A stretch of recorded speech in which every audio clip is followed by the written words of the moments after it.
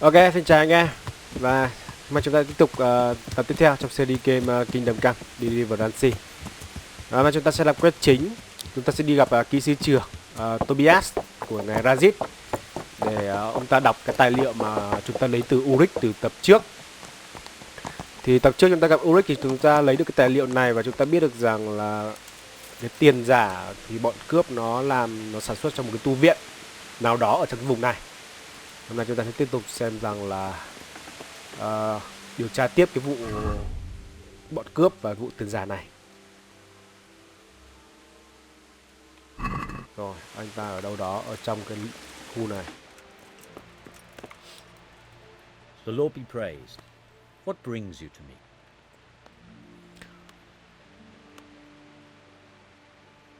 Tiền giả. Master Fayfar, I need to speak with you. I found out something about the counterfeit coin. Did you really? Do tell. Close to Rovna, I came across a wagon that was transporting the false coins. Unfortunately, I came too late. The carter and his men were dead. Damn and blast. Do you know who did it? Yes. A certain knight turned up there. Turned out he was also after the forgers. Well, that is indeed unexpected. Tell me, what did he say? Anh ta tên là Ulrich. His name is Ulrich. He looked like a knight, but he refused to show his master's colours.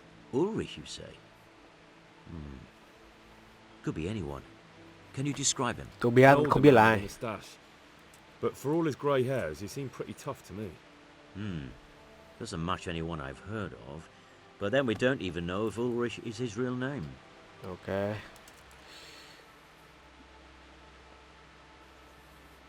I asked him who his liege was, but he refused to tell me. We live in such strange times. In days past, knights would vie with each other to see who could extol their liege's name the loudest. And today, they take assumed names, hide their emblems, and sneak around the land like thieves. Okay. I got the impression Thời he kỳ was loạn hiding lạc his mà. identity because his master's at odds with Sir Radzig. That may well be. As a staunch supporter of the king, Sir Radzig has many enemies. Ông ta nói với tôi nơi mà tiền He told me that the fake money was being taken to Passau in exchange for gold coins, được mang and tới. that real money was being brought back to the Bohemian lands. That would explain why Passau là those một fakes vùng bear không the phải ở Passau trong cái bản đồ counter này. mark. His master is allied with the Passau alderman, and they told him to sort it all out. I wonder who could be behind it all. Ông ta đưa cho những tài He liệu gave me này. these documents to show you. He seemed to think they prove he was telling the truth. They're the records of the interrogations in Passau, and some other things he said you'd understand better than him. Let me see. We, the aldermen of the city of Passau, interrogation held this day, put to pen by the questor. The place of origin is a monastery in the land of Bohemia. Which sadly confirms my suspicion that something underhand is going on in Sasso. Coin assay report. Copper core coated with amalgam. Ah, well this is interesting. Here's an outline description of how the forgeries are made. I'll have to Đây study là it cái closely. kiểu như một tài liệu nó Command Herr Ulrich hướng dẫn làm tiền. to investigate and let no man stand in his way. This looks like the original safe conduct. It has the seal of the Passau alderman, but they certainly didn't pen this. How do you know? I recognize the hand. It's a Clement of Caplitz, the high scribe Ông ấy of nhận the ra chữ Rosenbergs. của người viết.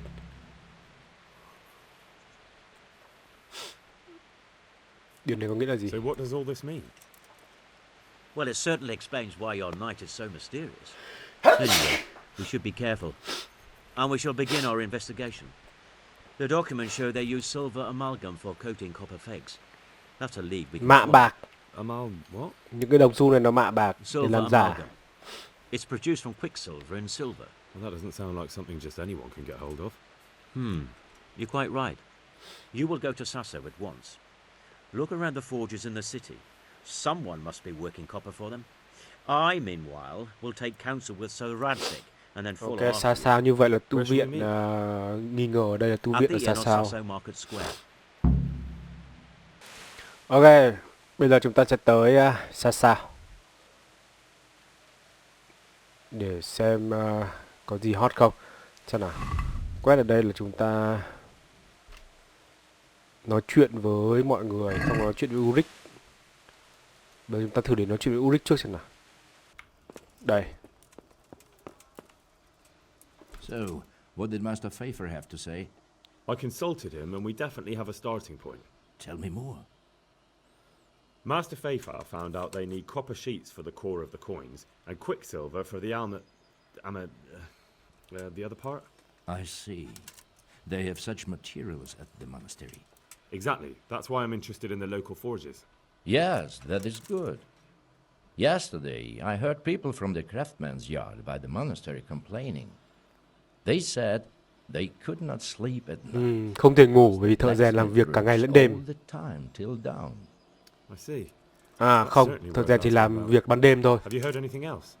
You said they use quicksilver. Họ dùng There is a quicksilver. painter lodging here who is painting the church in Ujits. I heard him complain also. He said that he went to the monastery for quicksilver and it was all gone. Well, that's something to follow up as well. Thanks. Ok, nói chuyện với họa sĩ vẽ tranh tường. Ok, như vậy là có vẻ như là bọn trong tu viện này nó đang lấy cái quicksilver cảm giác như là cái màu vẽ màu bạc ấy để nó trộn với những thứ khác để nó mạ lên những cái đồng xu bằng đồng xu để nó làm giả tiền. Và chúng ta sẽ tiếp tục điều tra nó ở trong cái khu viện này.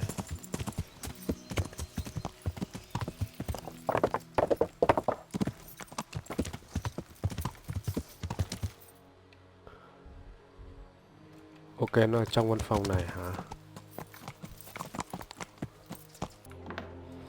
Ok, tôi không tìm được gì ở đây cả nên tôi thử đến các thợ rèn xem, bởi vì chúng ta cũng biết được rằng là các thợ ở đây nó cung cấp đồng cho bọn làm hàng giả.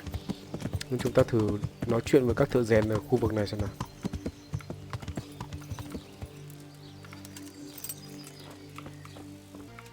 Đây à? I hope I can be of some humble service to you. Bạn có làm việc Do với you đồng work any không? copper here, Master Blacksmith? Ồ, có thu mua đồng không? Tại sao lại hỏi? Tôi đang muốn rèn I'd một want cái gì to đó. commission you to make something. Then you best go elsewhere. I never use copper. Đó không phải những gì That's tôi not nghe. what I heard. What? I was told in town that you bought all the other blacksmith's copper. I'm being made a fool of yet again, it seems. Anything else? I still have work to do. Nó thu mua đồng, xong rồi nó đúc ra tiền, xong rồi nó sẽ mạ bạc bằng cái quicksilver. Ok, đấy là cái cách thức của bọn này nó làm. So back to that copper, Master Blacksmith. What? I thought I told you I don't work with copper. Aha. Không thể moi được gì từ thằng này. What can you tell me about the Sasau Black? Well, there's Mikesh. He's honest enough, and a fair-handed everyday things. And then there's Master Otter. He used to have talent, but now he's too old, and too proud to admit it.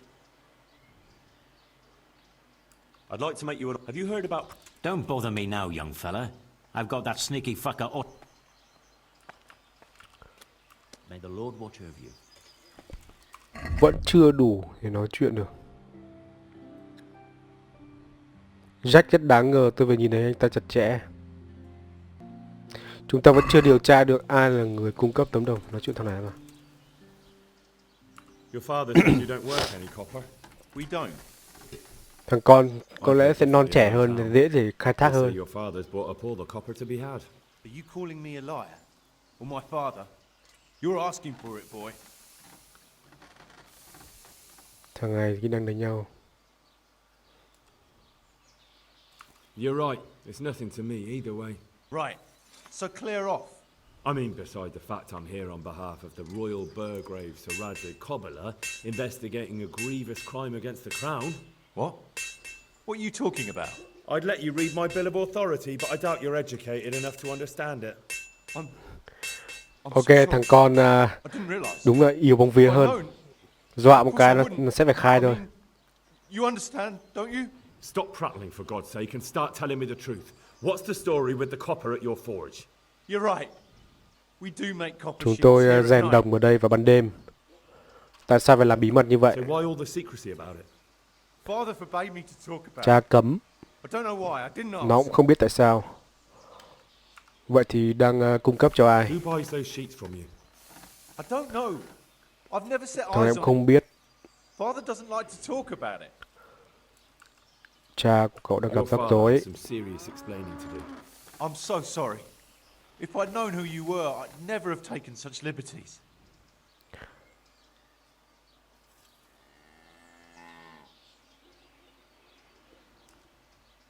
Don't think you're out of the woods yet. Jesus Christ. Good luck to you.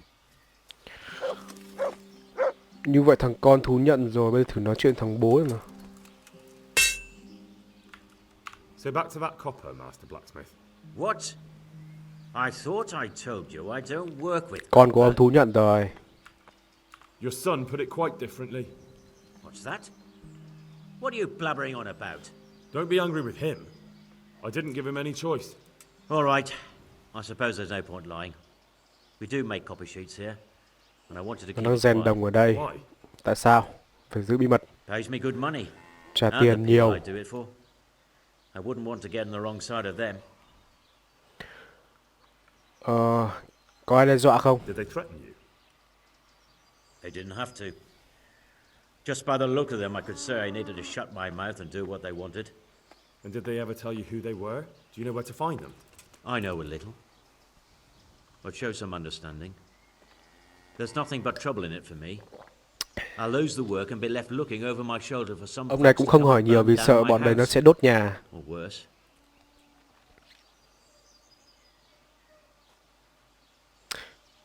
Ông không nên làm việc cho bọn tội If phạm. you lie down with dogs, you shouldn't complain about the fleas. There's no need for threats. We can both benefit here. If I tell you everything I know, you can help me with a certain small matter.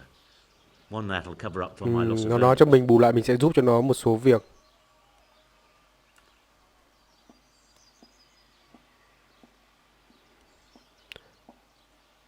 Chúng ta sẽ đưa tiền đi. Do you know what the penalty is for counterfeiting? I never give it much thought.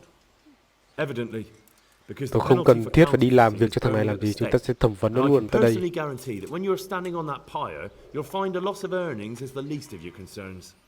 No, of course you're right. I shouldn't have. I'm sorry. It's just that I'm afraid of being left destitute. So out with it.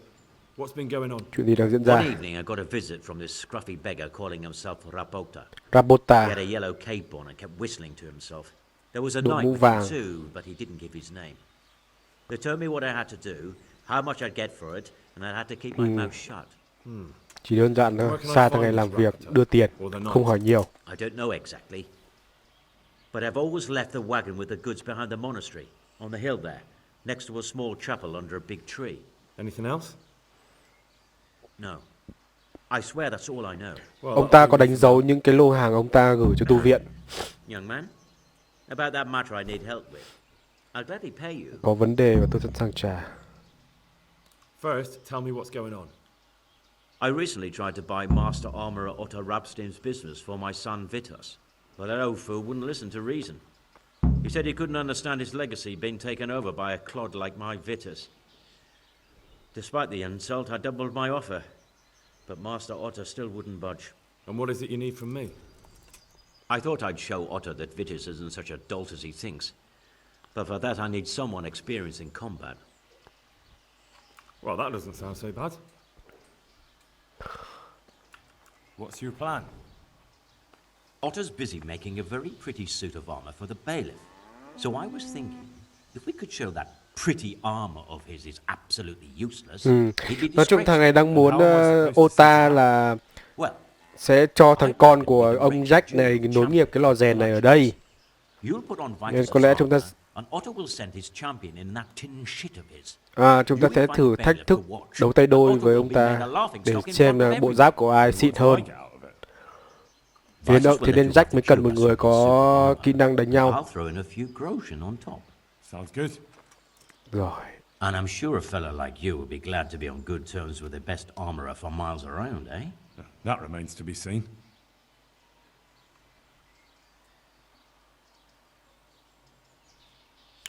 Đồng ý đi. Agreed. I'll get to work on. Wonderful. Go to Otto first and talk him into it. Then go to the bailiff so he can announce it and get spectators. The more people see it, the better. We'll bring the armor to you at the Ok. combat arena. Có gì để sửa không? Không. Rồi chúng ta sẽ giúp Jack một việc, đó là kiểm chứng bộ giáp của Jack chế tạo và bộ giáp của của Ota. Xem giáp ai xịn hơn, bằng cách là chúng ta sẽ đấu tay đôi với một người mặc giáp của Ota và mình thì mặc giáp của Jack. Thì với kỹ năng chiến đấu thượng thừa của Henry thì chỉ cần việc này là việc đơn giản thôi. Và chúng ta sẽ vào đây để làm luôn cái quest này.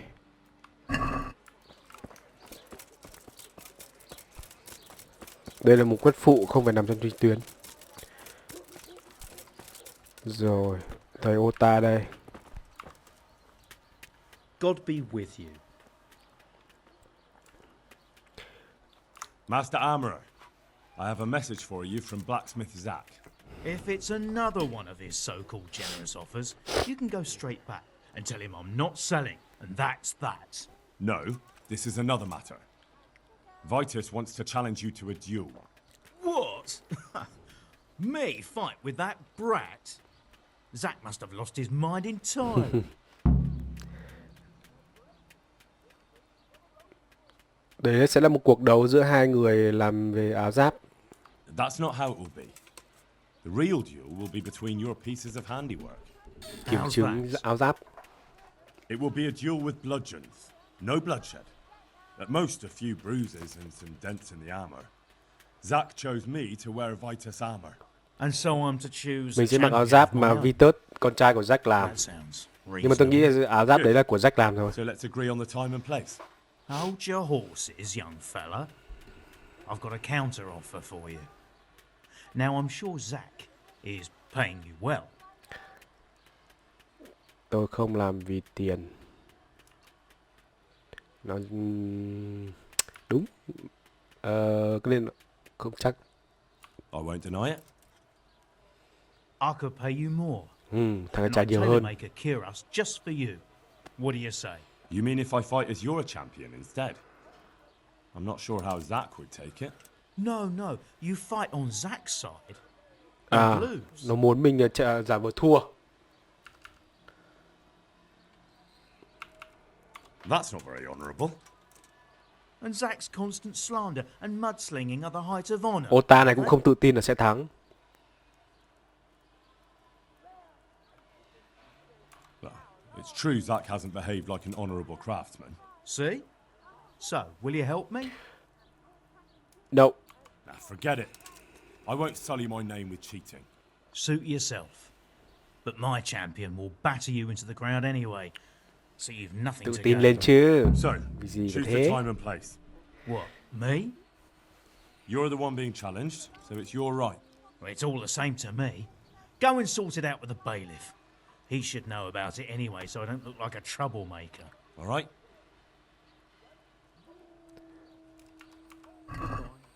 Ok, chúng ta sẽ đi nói chuyện với trưởng thôn ở đây để sắp xếp một cuộc đấu tay đôi, kiểm chứng giáp. Kiếm là kiếm gỗ thôi, không phải là cái gì quá xịn sò.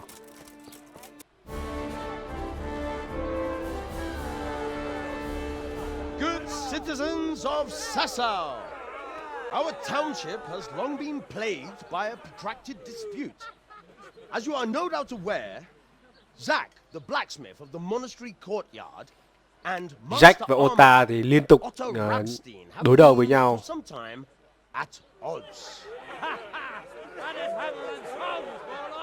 And in so much as it behoves my office as bailiff to settle such disputes and maintain peace and order, I have decided to resolve the blacksmith's quarrel by unconventional means, whilst affording an entertaining spectacle. In short, we shall let them knock each other's teeth out. However, Since it ill befits two respectable tradesmen to maul each other on the market square like a pair of cocks on a dung heap, each of them has elected a champion. Zack, the blacksmith, has appointed to fight in his stead Henry of Scarlet, chiến thần. And Master Otto Rabstein's champion will be... Không biết tên, Knai. Please, introduce yourself, Sir Knight. Ồ, ông ý luôn à? Otter will fight for Master Ồ, ta Otter. chiến luôn à? Cứng I nhỉ? don't need some young pup to take my place. Cứng I nhỉ? remind you that this will be a duel with bludgeons alone. And until first blood is Nếu shed. một trong những ai chảy máu trước thì nó sẽ dừng lại. Come folks, be sensible for heaven's sake. We don't want any maiming here, or, God forbid, murder. So, if both contestants are ready, let us begin. Begin! Let's do it! I feel quite hungry. Rồi.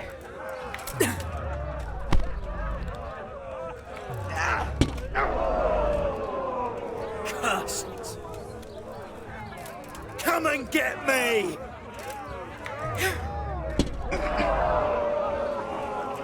Don't pitchy. Sợ chưa? Cho vài đường cơ bản thôi.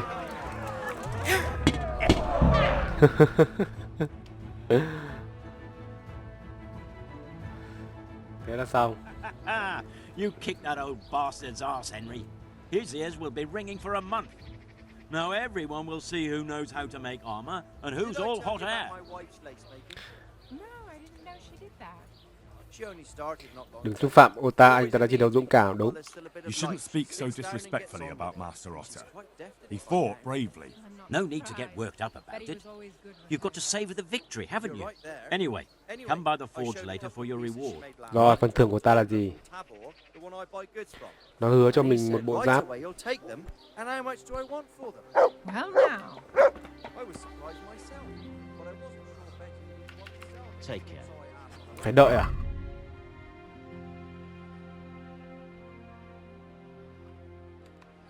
Có vẻ chúng ta phải lấy nó ở chỗ nhà của Jack cơ.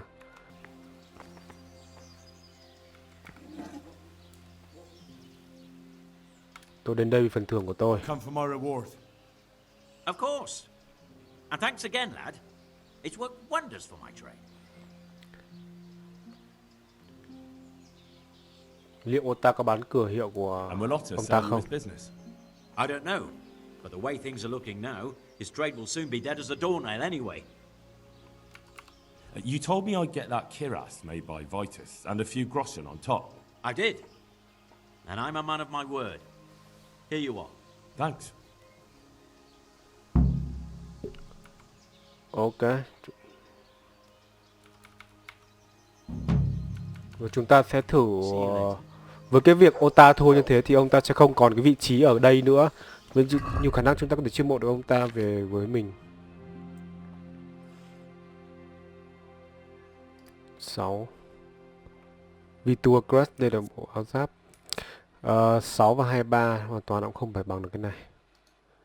Cái này vừa nhẹ hơn lại vừa ấy hơn. Chúng ta sẽ mặc hết vào. Để chúng ta thử vào trong văn phòng ở trong này xem có lấy được tài liệu gì không.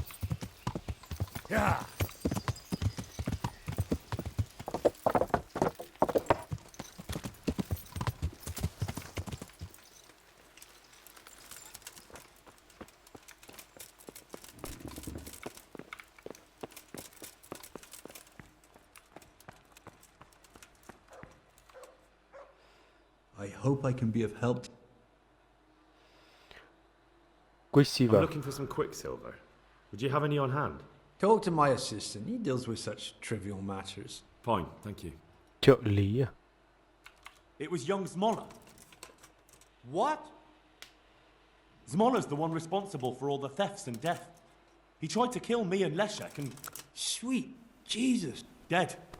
I killed him in self-defense. So is that the end of it, do you think? It looks that way. Leszek was helping him, but he's dead. So God bless. Farewell. Ok, người trợ lý. I'm honored that a knight... Do you Quicksilver. have any quicksilver in stock? Who's asking?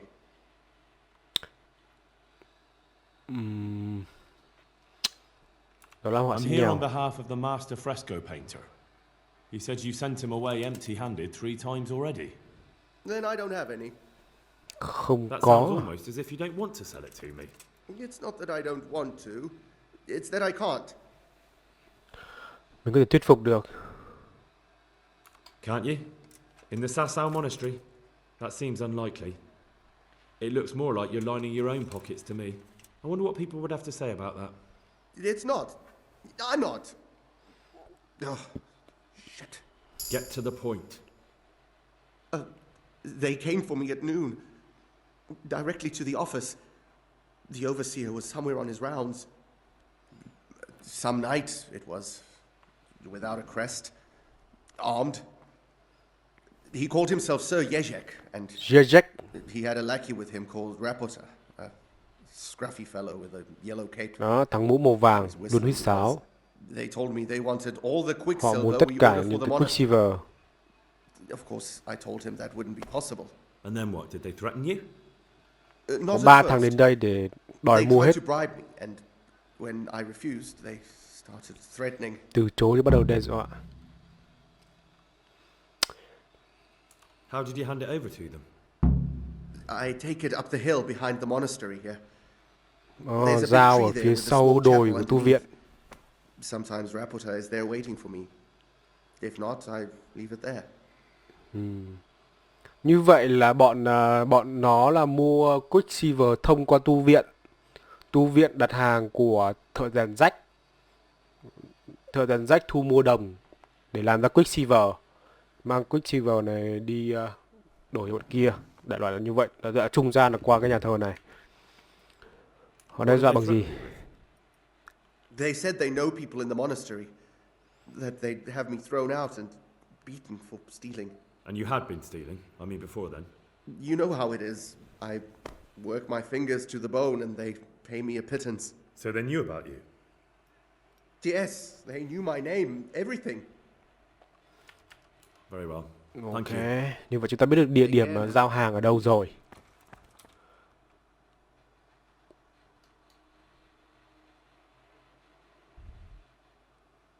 Rồi bây giờ chúng ta thì nói chuyện.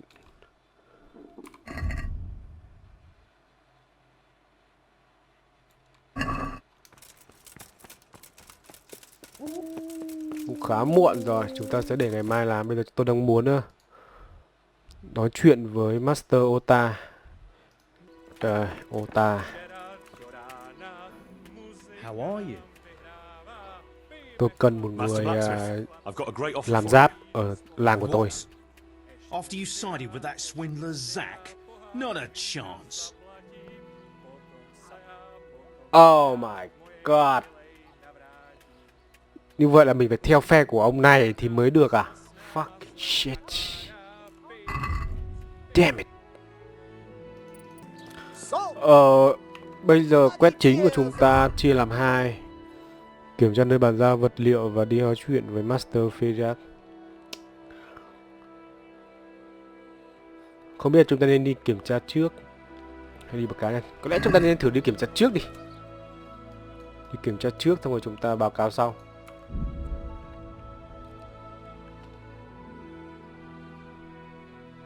Kiểm tra một thể rồi đi báo cáo.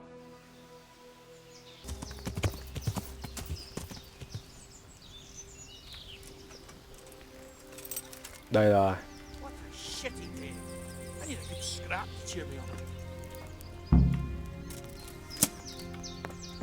Nói chuyện thôi nào. Tại sao lại ở đây? Why not?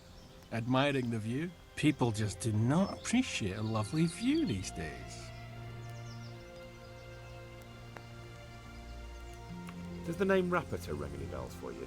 Rapota, you say? Rapota. Rapota. No, I can't hear any bells ringing at all.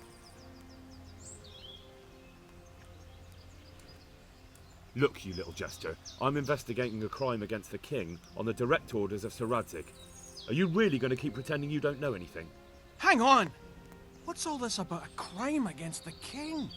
I'm just keeping an eye on things. When a wagon comes in, I make sure nobody robs it.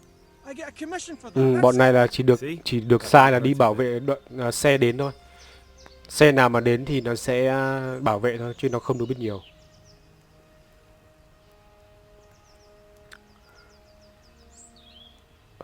Rabota đang ở đâu? I don't know. He's been staying in town lately. He hardly ever shows up here. It seems he's keeping an eye on someone there. Bọn này cũng không biết nhiều, bọn này chỉ ở chân rết thôi. Ai đến để lấy hàng? I don't know. Some people, they don't speak, just look mean. Họ chỉ lấy và đi, bọn này cũng không biết gì. Đang lãng phí thời gian đây. You're wasting your time here. Rapporteur's scarpered and won't be coming back this way anytime soon. Mình đuổi bọn này đi. Pack up and go home. What? That bastard owes me a dozen groschen. Damn it! Now what? Well, no use hanging around here anyway. In any case, thanks for the information. I could have been stuck here for weeks. Rồi, chúng ta nói chuyện với Tobias xem nào. Greetings. What? You look different, Master. So as to fit in. I don't want it known that I'm in town. Tại sao? Why? I don't want to alarm our prey. Gossip Ông ấy spreads đến đây im quickly, and lặng if để there's không muốn scandals learn we're onto them, đứt dây they'll động flee. rừng. That does make sense. So what have you found out so far?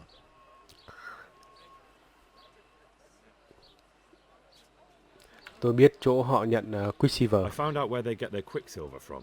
You were right, it was the monastery. It was the only logical explanation.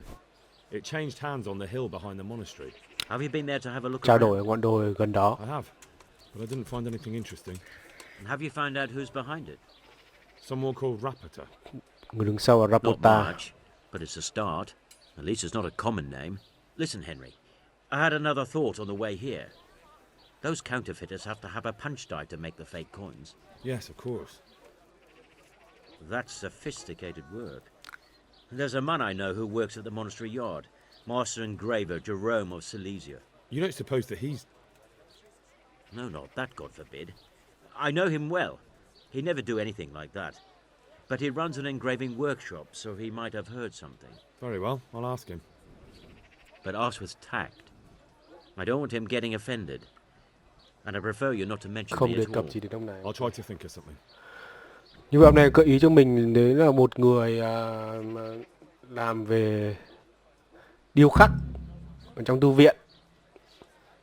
Và chúng ta phải hỏi một cách khéo léo để không lộ. I Tôi biết found họ out where nơi they get the copper sheets from. nơi họ nhận được tấm đồng. So tell me, It's the smith on the monastery craftsman's yard.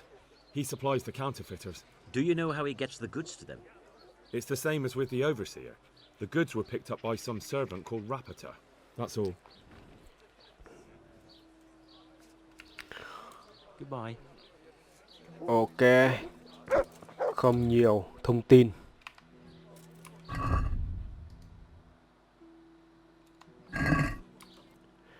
Bây giờ chúng ta sẽ tiếp tục lên trên này để nói chuyện với cái ông hội trưởng của hội điêu khắc này. Tiền thì nó cũng phải cần những cái người thợ khắc để khắc lên hình. Ok, như vậy nói chuyện với ông này xong thì chúng ta biết được thêm là về Florian. Và Florian này thì đang bị bệnh, nằm ở nhà. Và chúng ta có thể nói chuyện với một người làm ở nhà tắm, từng có quan hệ với Florian.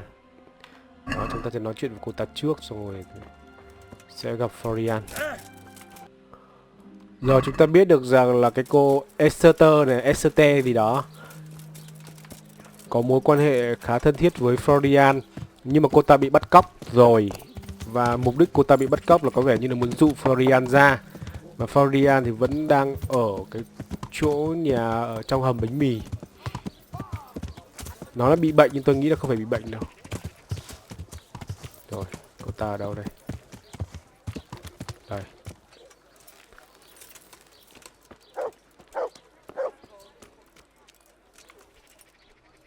God save you. You look quite sprightly for an invalid. What? Who the hell are you? My name's Henry, and I'm making inquiries for Sir Radzig Kobyla. And what do you want from me? Straight to the point then. All right. I've been investigating counterfeit money, and the trail led me straight to you. Does the name Rapiter mean anything to you? I don't know. Ấp úng chắc chắn là biết rồi. I know you know him. You make the punch dice for the counterfeiters. How do you hand them over? Do you know where their workshop is? I can't say anything. I'll deny everything and you've got nothing on me. No evidence, just accusations. Có phải vì cô gái đó không? It's got something to do with that girl, hasn't it? How do you know? That doesn't matter. No, I suppose not. I didn't want to get involved, I swear. Those bastards kidnapped Esther. If I don't cooperate, they'll kill her.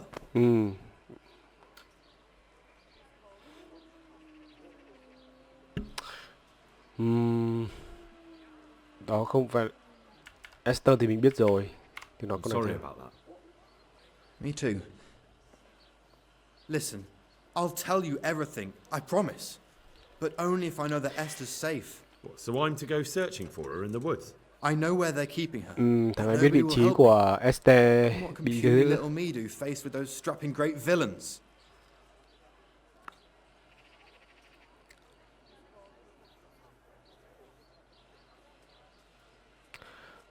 Chúng ta có thể chọn những cái này để không phải, nhưng mà chúng ta có thể cứu Esther được. Tôi sẽ cứu Esther. I'll bring back your Esther. Really? Yes, but then you have to tell me everything. I will. Okay. I swear to God Almighty. Where are they keeping her? In the Skalitz Hills. Ở đồi Scarlet There are á, some xa đấy. abandoned cottages around the mines. That's where I saw her last.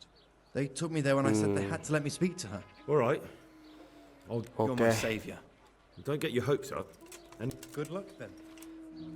Rồi chúng ta phải đi cứu Esther, cô bạn gái của Florian, và cô ta ở vãi cà sa. Rồi chúng ta sẽ đi lên trên này.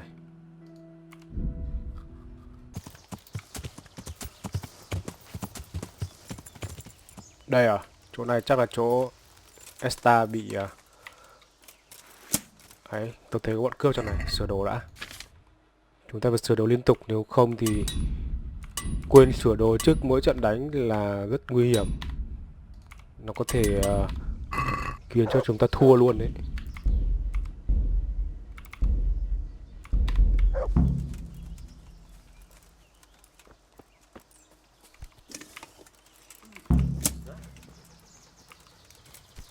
You're in the wrong place at the wrong time.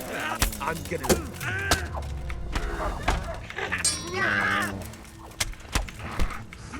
Hey! All of...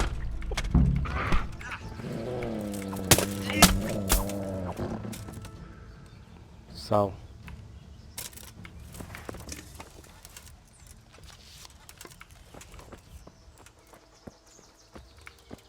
Nhanh gọn.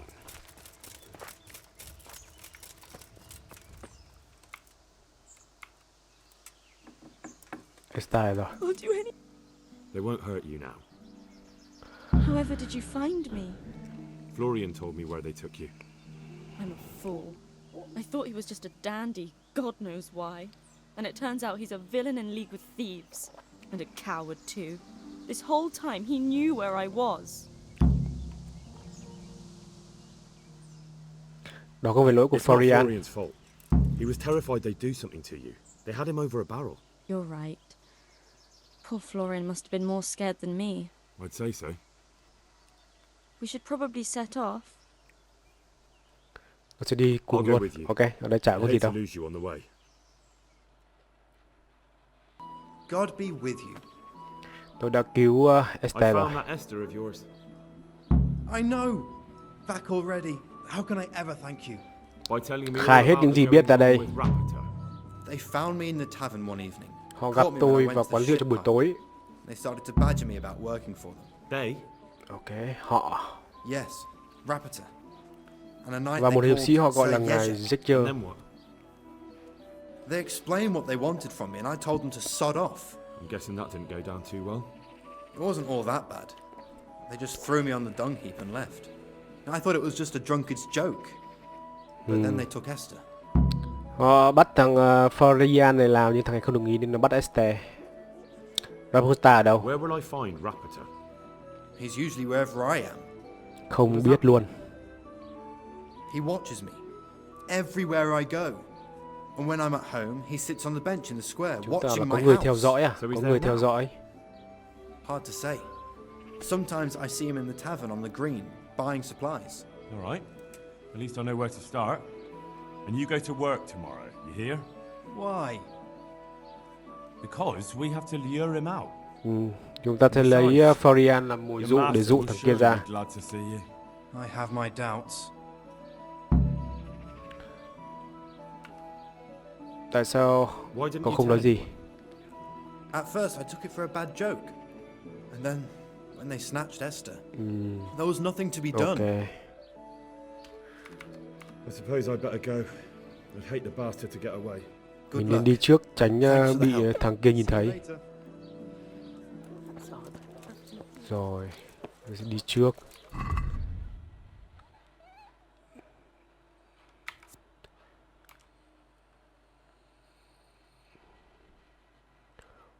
Rapota thì thường đi trên đường đi làm việc.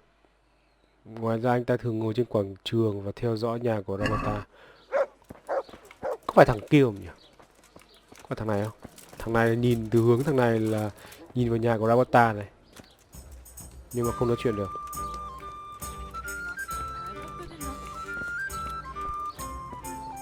Như vậy là... À đây. Bây giờ là gần đêm rồi. Florian ra khỏi nhà và chúng ta sẽ xem là có ai theo dõi cậu ta không. Đây, Rapota đây. Are you Rapita by any chance? Pardon me? Do we know each other? No, but I'm hoping to change that. Well, I don't have much time right now. I'd best be off. It'll only take a moment. All right then. What do you want?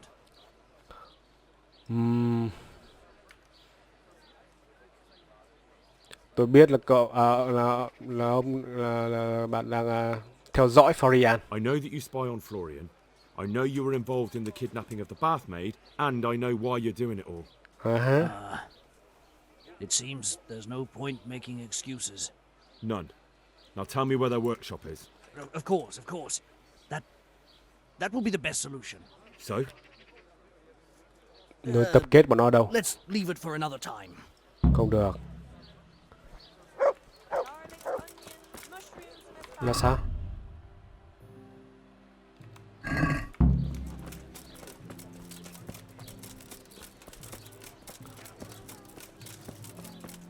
Vic?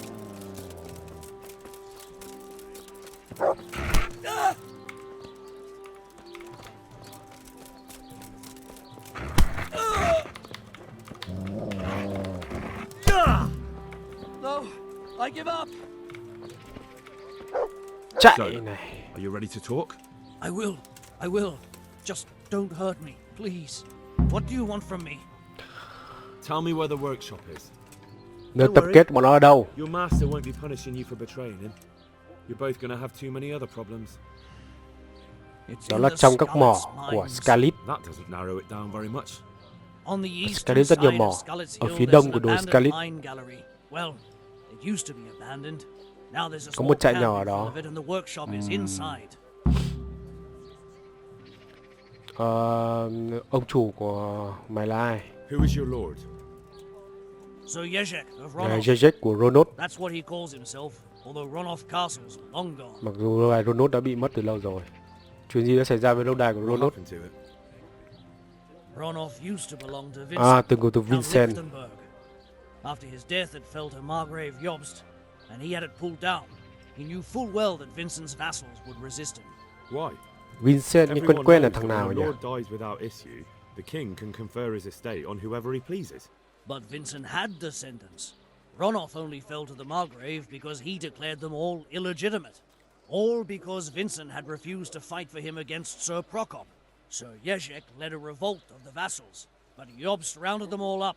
Only Sir Jezek got away. Since then, he's become the scourge of the Nổi domain. loạn nhưng mà không thắng được. Who are you, anyway? They call me Rapota. I used to be the executioner's henchman in Brno. And how did you come to be serving Sir Jezek? I helped him escape from prison. Thằng này giúp cho Jezek thoát khỏi nhà tù. Better Sir Jezek than the executioner. So you saw being a brigand's henchman as a step up in the world?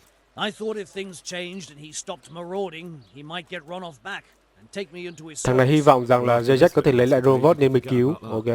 You'll be lucky if you don't end up swinging on the gallows. It's all the same anyway now. I've betrayed him. Thế thì Jezek làm việc cho ai? So who's Sir Jezek working for? Don't tell me he just took it into his head one day to start forging coins. That's not for me to know. Sir Jezek Này, was không on biết. speaking terms with various lordships. Such as? We were often guests at the monastery, Khách tại tu viện. but I slept in the hayloft, so I heard nothing. Thằng này không nghe được gì cả. In the camp, you'd occasionally see a Quý tộc Hungarian Hungary. nobleman, but I don't know what he was doing there or who Có he gặp is. người trong tu viện và người Hungary. I think I've heard enough. Can I ask you something? Hỏi gì? Yes? I don't want to hang. Thằng này It's không muốn a chết. horrible death. I prefer you just kill me Thằng này here and muốn now. mình giết thằng này luôn ở đây. Không, nằm trong ngục đi. An honorable death? No chance. It's the dungeons for Làm you, việc với bọn and the sort tiền of giả punishment là that phải counted bị for vào two tù. deserves. Don't worry. In time, you'll be glad of the gallows.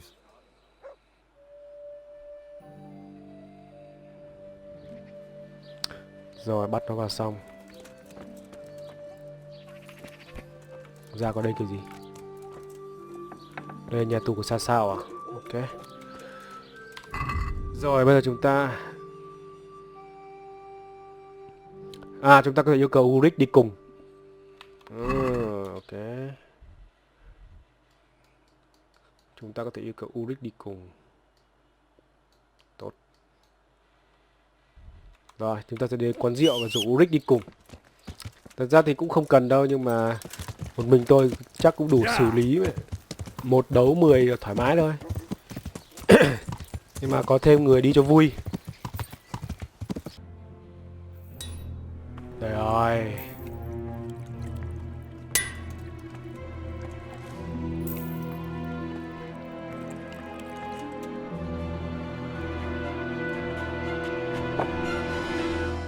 Jesus Christ. Who are you and what are you doing here? I'm here at the command of the royal hetman, Sir Radzig Kabila. And who's he? That's no concern of yours. I'm sure we could come to some sort of agreement. I have plenty of coin. We can come to an agreement that you'll keep your mouth shut.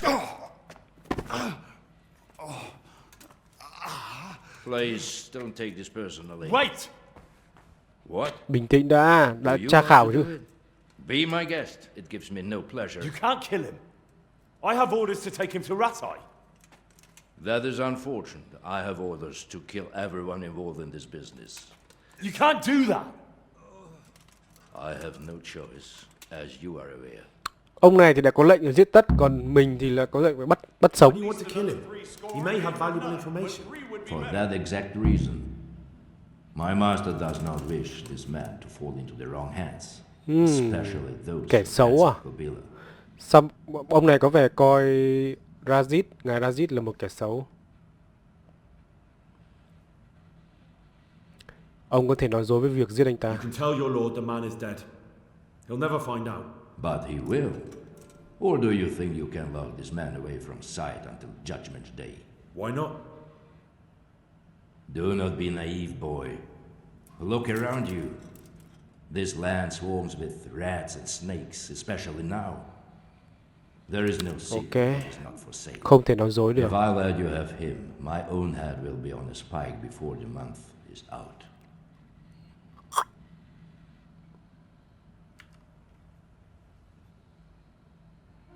You don't have to go back to the Rosenbergs. How do you know about the Rosenbergs? Master Fayfire recognized the writing on your letter of passage. Just as I said, There's nothing safe from prying eyes in this land. And where would you suggest I go? Into Sir Radzig's service? Mình thu phục ông này luôn đó. I serve Kubila. Out of the question. If he learned of all that I did for the Rosenbergs, he would hang me from the nearest tree.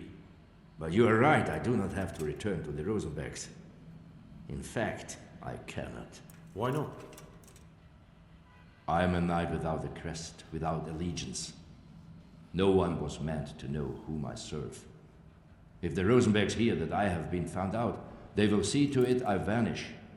They cannot afford to be associated with me. Where will you go then? Where the road takes me, as I have many times before. Như vậy là ông này sẽ là ông này nếu không giết thằng này thì ông này bắt buộc phải đi lưu vong. Ông này sẽ ra đi. Ok. Please, I'm sure we can come to some sort of agreement. You can talk all you like, but not here and not to me. Let's go. Rồi. Bắt được thằng. Let's go. Master Fayfar is very keen to meet you.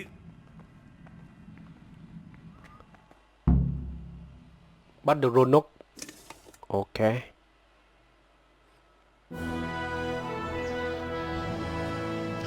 Good work, Henry. Thank you, Master Fayfar. It wasn't easy, I can tell you. I'll take some men and have a good look around there. And what should I do? You should get some rest and go to Rate. In the meantime, Sir Radzig will have this wretch questioned. Maybe he'll get something useful out of him. All right. I'll see you in Rattay then. Rồi bây giờ chúng ta về ra tay. Chúng ta bắt được Ronok rồi, nhưng mà thực ra thằng Ronok này vẫn chưa phải là chùm cuối. Vẫn còn người đứng sau.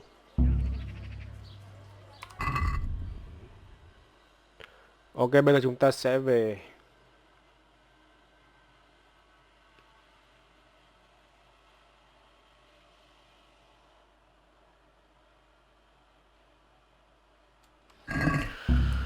Bây giờ chúng ta sẽ về ra tay để nói chuyện với ngài Radzig về việc chúng ta bắt được Ronok. Về cơ bản là chúng ta đã tìm được cái mối làm tiền giả rồi. Nhưng vẫn còn người đứng sau nữa chúng ta vẫn chưa biết được. Và chúng ta vẫn chưa biết được cái âm mưu bọn nó dùng tiền giả để làm gì. Bọn nó đúc tiền giả để làm gì. Chúng ta mới bắt được thằng Ronok thôi. Thằng kiểu như là chỉ đạo cái việc là khai thác quặng rồi thì làm tiền. Còn mục đích thì chúng ta chưa biết. Rồi chúng ta về đây nói chuyện với người ra tay. Radzig. There's the man. Good work, Henry. Thank you, sir. I tell you to take a well-earned rest, but unfortunately I need one more thing from you. Whatever you command. Ježek refuses to talk to us. Ježek The từ cho nói stubborn chuyện. bastard's asking to see you. Me? Indeed. Normally I'd send for Captain Bernard to beat it out of him, but then I told myself that if he's so... Thằng Ježek đến muốn nói chuyện với mình. Ok. I'll try to get something out of him. Where is he? He's locked up in the tower. Bernard will give you the key. Very well, sir. Đến Bernard lấy chìa khóa để vào ngục để nói chuyện với thằng này. Ok. Bernard. chúng ta phải lên trên này để lấy chìa khóa từ Bernard. Rồi.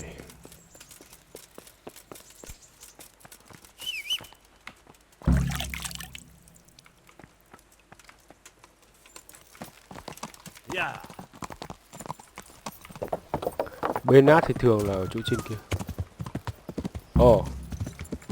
Sao tôi lại có chìa khóa của Bernard rồi? Hay là do tôi ăn trộm từ lúc trước nhỉ? Tôi hay đi ăn trộm lắm.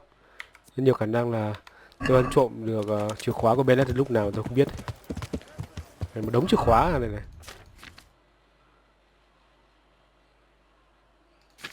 Một đống chìa khóa ở đây. Khóa cửa, khóa hòm. Khóa của Kunet, khóa Borian. Đó, đại loại nhiều lắm. Mà dù sao chúng ta có rồi, chúng ta vào đây xử rồi nào.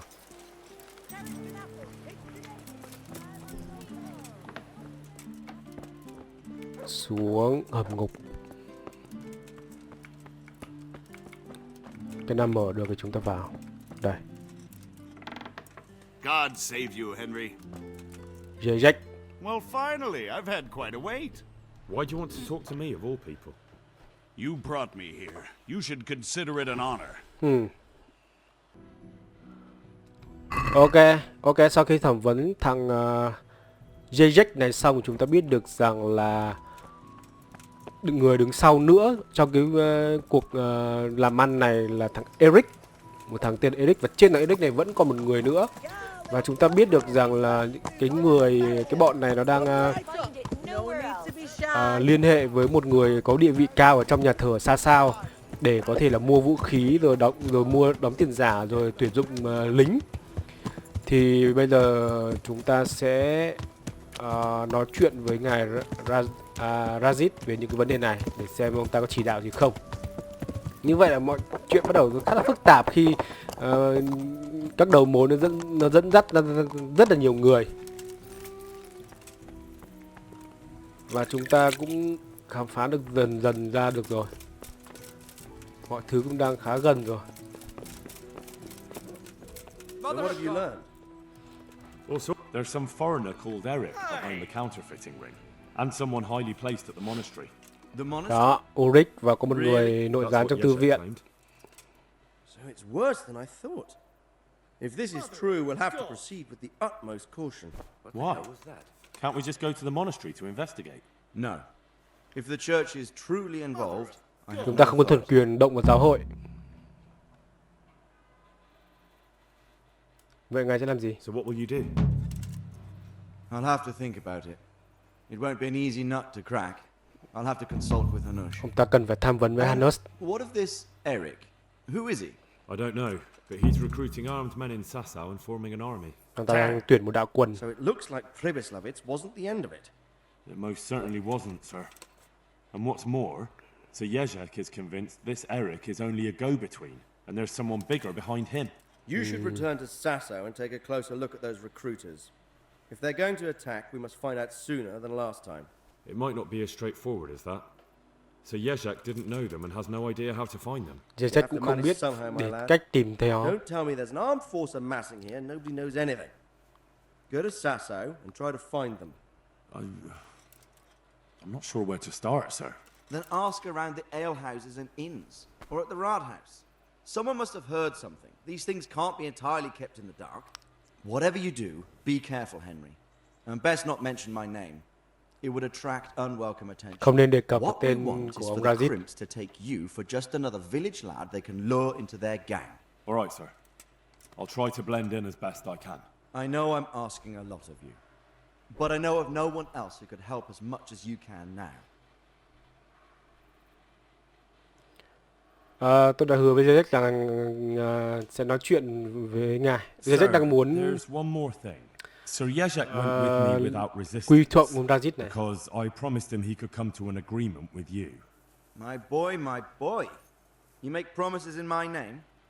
That could turn out very badly for both of us. But if it can prevent bloodshed, why the hell not?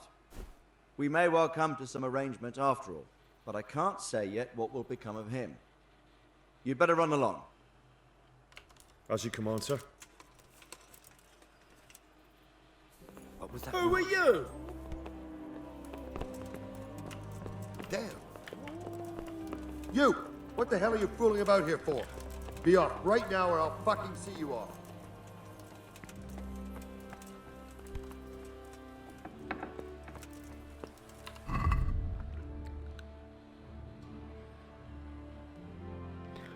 Ok, như vậy là ngài Razit bảo rằng là ông ấy cần tham vấn với ngài Hanush và việc giáo hội tham dự vào nên họ phải rất là cẩn thận trong cái việc điều tra này, và mình phải tới xa sao để có thể là cải trang, không lộ danh tính để xem điều tra cái việc bọn chúng tuyển mộ lính là như thế nào. Thì những cái việc đó chúng ta sẽ làm ở tập sau. Rồi, hy vọng anh em thích series này của mình, và nếu xem thấy hay hãy bấm nút subscribe, nút chuông ủng hộ mình. Hẹn gặp những tập tiếp theo trong series Kingdom Come Deliverance này. Xin chào và hẹn gặp lại. Bye.